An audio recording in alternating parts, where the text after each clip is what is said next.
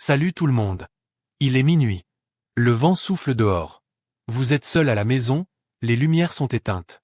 Et soudain, la sonnette retentit. Mais qui peut bien sonner à cette heure-là? Restez jusqu'à la fin, car cette histoire pourrait bien vous empêcher de dormir ce soir. C'était une nuit d'hiver glacial. Élodie Marcelin, une jeune femme de 26 ans, venait de rentrer chez elle après une longue journée de travail. Elle vivait seule dans un petit appartement au 3e étage d'un vieil immeuble à Lyon. Tout était calme. Le bruit de la pluie sur la fenêtre, le tic-tac lent de l'horloge, et le souffle du vent, rien d'inquiétant. Vers minuit pile, une sonnette retentit. Ding! Dong! Élodie sursauta. Elle n'attendait personne. Elle jeta un œil par le judas de la porte. Mais il n'y avait personne. Un frisson parcourut son dos. Elle pensa d'abord à une blague, ou à un voisin ivre. Elle retourna s'asseoir sur le canapé, mais quelques secondes plus tard, la sonnette retentit encore, plus longue cette fois. Ding! Doum! Élodie se leva lentement. Elle regarda encore par le judas. Toujours rien. Mais cette fois, elle remarqua quelque chose d'étrange. La caméra de surveillance près de la porte clignotait, comme si quelqu'un venait juste de passer devant. Un bruit sec. Tac! Quelque chose gratta la porte, doucement, comme des ongles sur le bois. Élodie murmura. Qui est là? Aucune réponse. Seulement le vent dehors, et ce grattement qui devenait plus fort.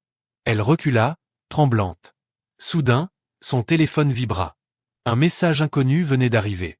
Sur l'écran, il y avait une photo. Une photo prise, devant sa porte. On y voyait elle, à l'intérieur, regardant le judas. Elle lâcha son téléphone, le cœur battant à toute vitesse. La sonnette retentit une 3e fois. Mais cette fois-ci, elle ne s'arrêtait plus. Ding-dong, ding-dong, ding-dong. Élodie cria. Arrêtez. Qui êtes-vous? Et là, la voix d'une femme, glaciale, se fit entendre derrière la porte. Tu m'as vu, maintenant ouvre. La lumière clignota. La télévision s'alluma toute seule. Sur l'écran, une image floue, une silhouette devant la porte, immobile. Puis, un dernier ding-dong, et plus rien.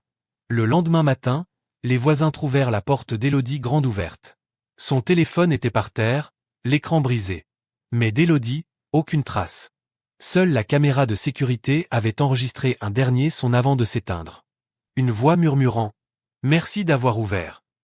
Et vous, que feriez-vous si votre sonnette sonnait à minuit? Répondez-moi dans les commentaires. Peut-être que quelqu'un lira votre réponse, de l'autre côté de la porte. N'oubliez pas de liker, vous abonner et partager cette histoire avec ceux qui aiment frissonner. Et surtout, si votre sonnette sonne ce soir, ne répondez pas.